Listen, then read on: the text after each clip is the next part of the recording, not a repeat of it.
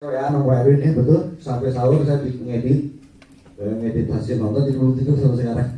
Lihat Mbak Dinasib kan, lihat yang listrik tadi ngantuk Mbak. Nah, balik lagi ke komeng. Balik lagi ke itu. Jadi sebetulnya sekarang industri kreatif sangat menjanjikan. Sekarang aja supir saya ada tiga-tiganya sedang saya latih. Satu di Ron Audi, satu di Ron Pon, satu lagi satu lagi Bang Bumis lagi kita ini.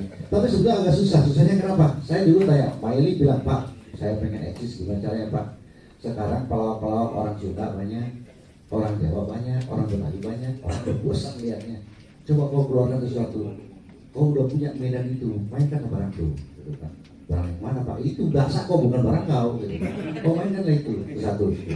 Yang kedua, orang itu kalau nonton pengen sesuatu yang lebih. Kalau yang biasa aja ngapain? Kenapa dulu KPI melarang banci sama setan? Karena setan mau jarang sama banci, gitu kan? Makanya ketika muncul di TV, jadi banyak karena ada sesuatu yang jarang kita lihat. Makanya lu harus bikin sesuatu yang jarang lihat orang. Akhirnya Maili pinjam mobilnya tukang sebelah, namanya Parudi Putra, IG-nya.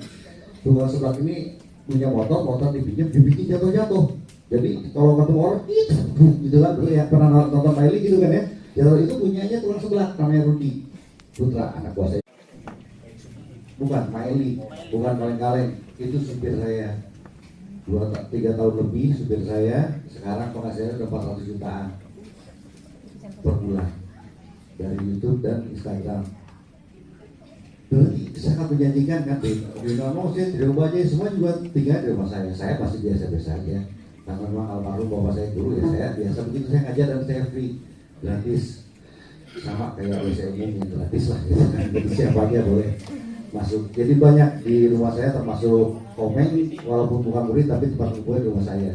Dan ya, dan dia kalau pernah syuting juga malah nggak dibayar sama saya. Meng, ente di mana? Honornya belum diambil. Aneh langsung aja kan, nanti udah syuting bareng. Bener, dia ngomong kayak gitu sama saya Bu.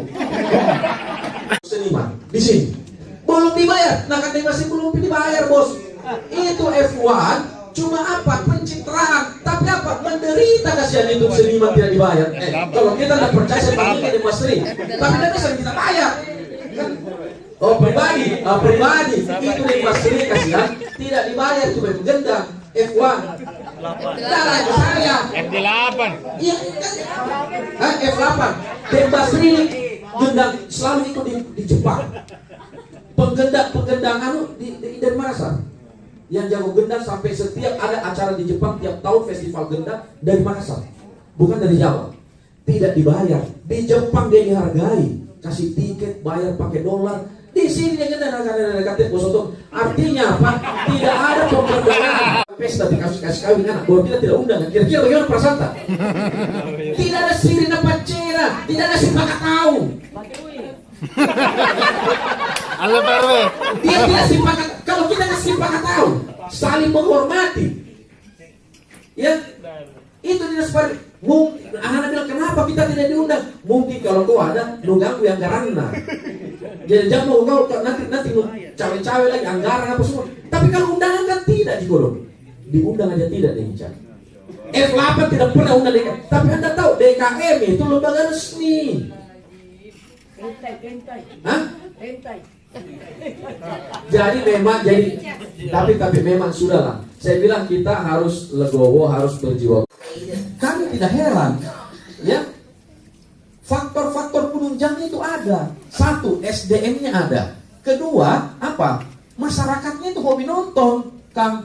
Makassar itu masyarakatnya hobi nonton. Jadi kalau dia rebound di sekarang ini, itu bukan, saya tidak heran. Saya tidak heran, ya. Jadi Makassar itu adalah pusat perfilman di ini. Nah, oleh karena itu, saya sebagai putra daerah, ya, putra Makassar, kebetulan di Jakarta, dan satu mau saja.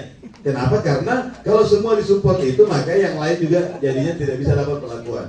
kalau ada virus kan nggak usah disupport. Iya, nah disinilah barangkali menjadi salah satu. Artinya sudah ada pengakuan kita bahwa industri ekonomi kreatif itu berkembang sangat bagus, tetapi special treatmentnya dari pemerintah pun juga itu belum kelihatan. bukan cuma dari Makassar, dari provinsi, dari pusat juga. Ekonomi kreatif pun juga, atau Bekraf sendiri itu juga belum mendapatkan perlakuan yang tanda kutip layak dibanding dengan ibu kota atau departemen atau kelembagaan yang lainnya.